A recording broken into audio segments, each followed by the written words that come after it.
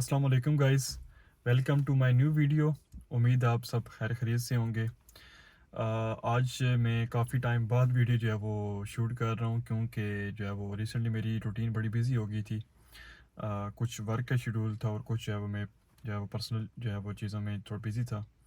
तो मैंने कहा आज आपके लिए वीडियो शूट कर दूं, क्योंकि काफ़ी लोगों के जो है मुझे वो क्यूरीज आ रही थी, जो कमेंट्स में भी और जो है वो इंस्टाग्राम पे भी, कि जो है वो क्या बैचलर स्टूडेंट्स और जो मास्टर स्टूडेंट्स हैं वो इजीली फ़ीस अपनी मैनेज कर सकते हैं या नहीं। तो मैंने कहा चलें इस टॉपिक के ऊपर आपको थोड़ा गाइडेंस देते हैं कि किस किस तरह आप जो है वो अपनी फ़ीस पूरी कर सकते हैं, भले आप जो है वो बैचलर स्टूडेंट हैं या मास्टर्स के स्टूडेंट हैं। और इस वीडियो में मैं आपको ये भी बताऊंगा कि मेरा जो मास्टर का कोर्स था उसकी जो टोटल फ़ीस थी वो थी 16,000 पर ईयर। तो मैंने अपनी फ़ीस, क्योंकि मैं 8,000 जो है वो अपने होमलैंड से दे के आया था पाकिस्तान से, और 8,000 जो है वो मैंने यहीं से अर्न करके दी है। तो वो ये भी बताऊंगा कि मैंने क्या क्या काम किए और किस किस तरह सेविंग्स की, वो भी मैं आपको बताऊंगा। अच्छा, इससे पहले मैं आपको ये बता दूं कि जो फ़ीस होती है बेसिकली वो कोर्स टू कोर्स वेरी करती है, प्लस आपकी जो यूनिवर्सिटी है उसके ऊपर भी डिपेंड करता है कि वो उस कोर्स के लिए कितनी फ़ीस ले रही है। मैं आपको पहले अपना बता देता हूँ कि जो मेरा कोर्स था उसकी जो टोटल फ़ीस थी वो 16,000 थी, और मेरे वाले कोर्स में स्कॉलरशिप भी नहीं थी। तो इसलिए मैंने जो है वो यूनिवर्सिटी को 16,000 ही पे किया था। लेकिन जो मोस्ट ऑफ द कोर्सेज़ होते हैं, ठीक है, और जो यूनिवर्सिटीज़ होती हैं वो आपसे 12,000 से 15,000 के दरमियान चार्ज करती हैं। स्पेशली मैं मास्टर्स कोर्स की बात कर रहा हूँ, और जो बैचलर्स की फ़ीस है वो भी अराउंड 12,000 टू 14,000 ही होती है पर ईयर। लेकिन मास्टर्स का बेनिफिट ये है कि आपको 1 साल फ़ीस देनी पड़ती है, और जो बैचलर्स वाले हैं उनको 3 साल फ़ीस देनी पड़ती है। तो अगर तो आप यूके आने का प्लान कर रहे हैं सितंबर 24 इनटेक में, तो आपने कोशिश करनी है कि वो यूनिवर्सिटी चूज़ करनी है जिसमें आपको स्कॉलरशिप मिल रही हो, या जिसमें आपकी जो फ़ीस है वो कम से कम हो। ऑफ कोर्स कुछ कोर्सेज़ की जो है वो फ़ीस ऑटोमेटिकली ज़्यादा होती है, जिनमें लैब वर्क होता है, ठीक है, उनकी फ़ीस ऑटोमेटिकली ज़्यादा होती है। लेकिन आपने फिर भी कोशिश करनी है वो यूनिवर्सिटी चूज़ करनी है जिसमें आपकी फ़ीस कम है, क्योंकि यहाँ पे यूनिवर्सिटी की जो रैंकिंग है और जो बाकी फैक्टर्स हैं वो सारे all over the UK universities के सेम होते हैं। हाँ, इसमें जो एक्सेप्शनल केस होता है वो रसल ग्रुप यूनिवर्सिटीज़ का होता है। वो आपको पता है कि वो वर्ल्ड रैंक की यूनिवर्सिटीज़ होती हैं, उसमें आपको जो है वो फीसेस जो है वो 20,000 प्लस होती हैं। लेकिन ऑफ कोर्स मैं मिडिल क्लास फैमिली का बता रहा हूँ कि वो जो हम जैसे बच्चे आते हैं वो नॉर्मल यूनिवर्सिटीज़ में ही आते हैं, जहाँ पे फ़ीस जो है वो 12,000 से 15,000 के दरमियान होती है। तो इसमें एक और पॉइंट भी है कि अगर तो आपकी यूनिवर्सिटी की फ़ीस ज़्यादा भी है, लेकिन आपने उन यूनिवर्सिटीज़ को टारगेट करना है जो इंस्टॉलमेंट्स के ऊपर फ़ीस लेते हैं। जब भी आप यूनिवर्सिटी में अप्लाई कर रहे हो तो आपने जो वहाँ पे सीनियर्स होते हैं, ठीक है, वहाँ पे ग्रुप्स में आपने सीनियर्स के थ्रू जो है वो गाइडेंस लेनी है कि आया कि यूनिवर्सिटी जो है वो आपका जो है वो इंस्टॉलमेंट प्लान करती है या नहीं करती। यूके में बहुत यूनिवर्सिटीज़ हैं, यूनिवर्सिटी ऑफ सेल्फोर्ड है, यूनिवर्सिटी ऑफ जो है वो हर्टफोर्डशायर है, यूनिवर्सिटी ऑफ टी साइड है। इस तरह की यूनिवर्सिटी जो हैं वो आपको जो है वो इंस्टॉलमेंट्स प्लान भी देती हैं। इंस्टॉलमेंट का सबसे बड़ा फ़ायदा ये है कि जो जो आपके पास सेविंग होती जाती है आप यूनिवर्सिटी को डायरेक्ट डेबिट के थ्रू या डायरेक्टली जो है वो अपनी यूनिवर्सिटी को फ़ीस देते रहते हैं। मेरी यूनिवर्सिटी की क्योंकि इंस्टॉलमेंट प्लान वगैरह कुछ नहीं था, तो उन्होंने हमें यही कहा था कि आपने जो भी फ़ीस पे करनी है रिमेनिंग वो आपने इकट्ठी पे करनी है। तो उसके लिए वो थे भी हमारे पास 3 मंथ्स, तो बहुत हार्ड हो जाता है जब आपके पास टाइम कम हो और आपने इकट्ठे जो है वो 6,000 या 8,000 या 5,000 इकट्ठे जमा करवाने हो। तो बेटर ये रहता है कि आप यूनिवर्सिटी के साथ आते ही जो है वो इंस्टॉलमेंट प्लान कर लें, ठीक है। अगर उनका प्लान नहीं भी है तो आप कोशिश करें कोई ईमेल वगैरह के थ्रू या अपने जो है वो कोई एप्लीकेशन डालें कि आपका जो है वो इंस्टॉलमेंट प्लान कर दें, तो वो आपके लिए बहुत बेस्ट रहेगा। अच्छा, इसमें अक्सर जो है वो बैचलर्स के स्टूडेंट जो है वो क्वेश्चन कर रहे होते हैं कि आया कि 3 साल हम फीस अपनी पूरी कर सकते हैं या नहीं कर सकते। तो मैं आपको अभी रियलिटी बताऊं कि जो इस टाइम जो टाइम चल रहा है, और आपको पता है कि जॉब मार्केट काफ़ी श्रिंक कर चुकी है, तो इसमें बेस्ट यही रहता है कि अगर आप बैचलर्स में आ भी रहे हैं तो आप कोशिश करें कि 1 साल की कम से कम फ़ीस अपनी अपने होमलैंड से पे करके आएँ, क्योंकि स्टेट पे आपको इतनी अच्छी जॉब नहीं मिलनी कि आप जो है वो 14,000 या 8-9,000 जो है वो एज अ बैचलर स्टूडेंट जो है वो अर्न कर सकें। तो बेस्ट तो यही है कि अगर आप बैचलर्स में आ भी रहे हैं तो आप अपनी 1 साल की फ़ीस जो है वो अपने होमलैंड से दे के आएँ। तो फिर उसके बाद जो नेक्स्ट 2 ईयर्स की फ़ीस होगी वो आप फिर मैनेज कर लेंगे किसी ना किसी तरह। और इसके अलावा जो मास्टर्स के स्टूडेंट हैं वो ऑफ़ कोर्स वो अपनी फ़ीस मैनेज कर सकते हैं। उनके पास ये एक प्लान होना चाहिए कि हमने कौन-कौन सा वर्क करना है और किस-किस तरह करना है, वो मैं आपको बताऊँगा इस वीडियो में।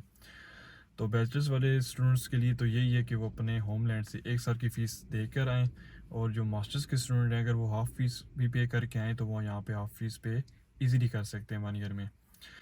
अच्छा, मैंने अपनी फ़ीस कैसे पूरी की? मैंने जो स्टार्टिंग में वर्क किया था वो आपको पता है, मैंने बैट फैक्ट्री से स्टार्ट किया था। उसके बाद फिर मैंने जो है वो टेक वे में काम करता रहा कुछ 3 टू 4 मंथ्स। फिर मैंने जो है वो अपनी सेकंड जॉब भी स्टार्ट कर दी शेल के अंदर। तो आपको अगर आपने फ़ीस पूरी करनी ही करनी है और अपने घर से पैसे नहीं मंगवाने, तो आपको 2 जॉब्स करनी ही पड़ेंगी, क्योंकि एक जॉब से जो है वो जस्ट आप जो है वो अपने जो है वो थोड़ी बहुत सेविंग्स, अपने खाने-पीने का खर्चा, लिविंग एक्सपेंस और जो है वो अपने ट्रैवलिंग एक्सपेंस निकालते हैं। लेकिन आप अगर आपको सेविंग भी करनी है लाइक 800 टू 1000, तो फिर आपको 2 जॉब्स लाज़मी करनी ही पड़ेंगी। तो मैंने भी इस तरह ही किया था। जब मैंने स्टार्ट में किया तो जस्ट मेरा जो है वो लिविंग एक्सपेंस ही पूरा हो रहा था और मेरी ट्रैवलिंग का और खाने पीने का खर्चा पूरा हो रहा था। लेकिन जब मैंने सेकंड जॉब की थी, तो जो सेकंड जॉब की जो अर्निंग थी वो मैं उसको सेव करता था। तो इस तरह जो है मैंने अपनी फ़ीस पूरी की, लेकिन फिर भी जो है वो मैंने 5000 टू 6000 ही सेव किया था। बाकी जो 3000 था वो मैंने एज अ लोन लिया था, और वही जो है ना फिर लोन मैंने 2 to 3 मंथ्स अन्ने के बाद उतार दिया था। तो ये मैंने आपको सब बता दिए कि मैंने अपनी फ़ीस इस तरह पूरी की थी। अच्छा, इसमें भी आपको वो वाली जॉब्स बताता हूँ जिसमें आप इजीली जो है वो 3000 अर्न कर सकते हैं पर मंथ, और फिर उसमें से जो है वो आप 2000 सेव कर लें, 1500 भी सेव कर लें, तो आपकी फ़ीस इजीली जो है ना विद इन 3 to 4 मंथ्स निकल आती है। अच्छा, उसमें जो सबसे पहले काम है वो है सिक्योरिटी का। सिक्योरिटी में भी रिटेल की सिक्योरिटी नहीं, जो आपको जो है वो स्टैटिक साइट मिलती है उसकी सिक्योरिटी। उसमें ये होता है कि आप इजीली जो है वो 2000 प्लस अर्न करते हैं। लेकिन स्टैटिक साइट आपको पता है इतनी इजीली नहीं मिलती, लेकिन आपने स्टिल ट्राई करते रहना है। अगर आपको स्टैटिक साइट मिल गई तो आपकी इजीली जो है वो 3 to 4 मंथ्स के अंदर फ़ीस निकल आएगी। इसके अलावा जो सेकंड जॉब है वो है डिलीवरी की जॉब, और आपने कोशिश करनी है कि उसमें जो है अगर आपका रेट अच्छा है 7-8 पाउंड प्लस है, क्योंकि ये एनए के बाहर होगी, तो अगर आपको डिलीवरी की जॉब भी मिल जाए तो आप फिर भी जो है वो ईज़िली 2000 प्लस अर्न कर सकते हैं। और अगर आप गाड़ी का वीर एंड टीयर भी निकालें, फ्यूल का खर्चा भी निकालें, तो फिर भी आपको 1500 मंथ ईज़िली बच जाते हैं। तो यही 2 जॉब्स हैं जिनसे मैं पर्सनली काफ़ी स्टूडेंट्स को जानता हूँ जिन्होंने इसी तरह अर्न करके अपनी फ़ीस पूरी की थी। और अगर आपका भी प्लान है कि आप मास्टर्स करना चाहते हैं या मास्टर्स कर रहे हैं, या अगर आप यहाँ पे बैचलर्स के स्टूडेंट हैं, तो यही 2 जॉब्स हैं जिसके अंदर ईज़िली सेविंग्स कर सकते हैं। बाकी जॉब्स बहुत सारी हैं, टेकअवेज़ हैं, वेयर हाउसेज़ हैं, लेकिन वहाँ पे जस्ट आप अपना लिविंग एक्सपेंस, अपने खाने-पीने का खर्चा और यही जो अपने यूके के जो एक्सपेंसेस वगैरह होंगे, वही पूरे करेंगे, लेकिन आप सेविंग्स नहीं कर सकते। लेकिन अगर आप स्टैटिक साइड वाली जाएँगे सिक्योरिटी में, या डिलीवरी की जॉब्स करेंगे अपनी गाड़ी के ऊपर, तो ये आपके लिए बेस्ट है। इसी में आप जो है वो सेविंग्स कर सकते हैं और अपनी फ़ीस मैनेज कर सकते हैं। तो मैंने आपको वर्क्स का तो बता दिया, ये 2 वर्क्स हैं जिससे आप जो है वो अपनी फ़ीस मैनेज कर सकते हैं। लेकिन ऑफ़ कोर्स आपको गाड़ी के लिए भी जो है वो 1000 पाउंड चाहिए, और साथ इंश्योरेंस के भी 300, तो 1500 पाउंड आपको ईज़िली चाहिए होते हैं। और अगर आप सिक्योरिटी की बात करें तो उसके लिए भी आपको सिक्योरिटी का कार्ड बनवाना पड़ता है। उसके लिए भी आपको एटलीस्ट जो है वो 600 टू 700 पाउंड्स ईज़िली चाहिए होते हैं। तो इसमें बेस्ट यही रहता है कि अगर आप होमलैंड से जो है वो 1000 प्लस अपने साथ लेके आ रहे हैं, तो उसमें आप कोशिश करें या तो स्ट्रेट वे गाड़ी ले लें या फिर स्ट्रेट वे सिक्योरिटी का कार्ड बनवा लें। लेकिन अगर आप होमलैंड से इतने पैसे नहीं लेके आ रहे, तो फिर बेस्ट यही है कि आप जो है वो फर्स्ट 2 मंथ्स कोई भी काम कर लें और उसमें कोशिश करें कि 1000 सेव कर लें या 1500 सेव कर लें। तो यूनिवर्सिटी को फ़ीस देने के बजाय आप सिक्योरिटी का कार्ड बनवा लें या फिर गाड़ी ले लें। तो उससे भी ये है कि आप जो 1000 जो अपना स्पेंड करेंगे गाड़ी के ऊपर और कार्ड के ऊपर, वो आपका विद इन मंथ पूरा हो जाएगा। तो उसके बाद वो सेविंग्स करेंगे, वो आप यूनिवर्सिटी की फ़ीस देते रहें। तो ऑफ़ कोर्स टाइम लगता है चीज़ों को। 1 ईयर के अंदर आप गाड़ी भी ले सकते हैं, 1 ईयर के अंदर आप फ़ीस भी पूरी कर लेंगे, प्लस जो है वो अपनी एकोमोडेशन जो है वो अच्छी से अच्छी रख सकते हैं। लेकिन हर एक चीज़ को टाइम लगता है। स्टार्टिंग में ऑफ कोर्स आपको पता है कि आपको और जॉब्स करनी पड़ती हैं, 2 शिफ्ट्स करनी पड़ती हैं, एक्स्ट्रा आवर्स भी करने पड़ते हैं, बातें भी सुननी पड़ती हैं जो सबसे मेन है यहाँ पे। लेकिन ये है कि with in 1 year, with in 1 and half year आप जो है वो इतने स्टेबल हो जाते हैं कि आपके पास अपनी गाड़ी होती है।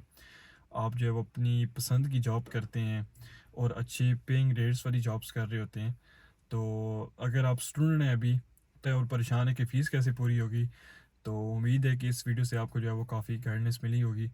और मैंने भी आपको अपना बता दिया कि मैंने भी फ़ीस इधर से ही पूरी की थी। मैं भी अपने होमलैंड से इतनी फ़ीस नहीं लेके आया था, जस्ट हाफ़ पे करके आया था, हाफ़ मैंने यहीं पे की थी। तो ये थी आज की वीडियो। उम्मीद है आपको वीडियो पसंद आई होगी। अगर आपको वीडियो के रिलेटेड कोई भी ये चीज़ पूछनी हो तो आप कमेंट बॉक्स में पूछ सकते हैं, या नीचे डिस्क्रिप्शन में मेरा इंस्टाग्राम का लिंक होगा, तो वहाँ पे भी आप मुझसे रब्ता कर सकते हैं। तो stay connected, do like and subscribe my video. मिलते हैं नेक्स्ट वीडियो में। Stay tuned. अल्लाह हाफिज़।